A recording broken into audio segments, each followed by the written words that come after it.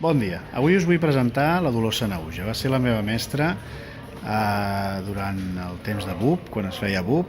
Això vol dir que ja em fa bastant temps, més de 20 anys, però he pogut mantenir el privilegi de seguir dinant amb ella 2 o 3 cops cada any. Ens expliquem la vida, com ens tracta, com tracten el món, i compartim experiències i anàlisi. I avui em venia molt de gust presentar-vos-la. Dolors, et faré una pregunta per compartir-la amb qui ens vulgui veure. Tu creus que si tinguéssim polítics més ben educats, les coses ens anirien millor? Jo crec que no és un problema d'educació, només. L'educació és important, però crec que és un problema de contingut.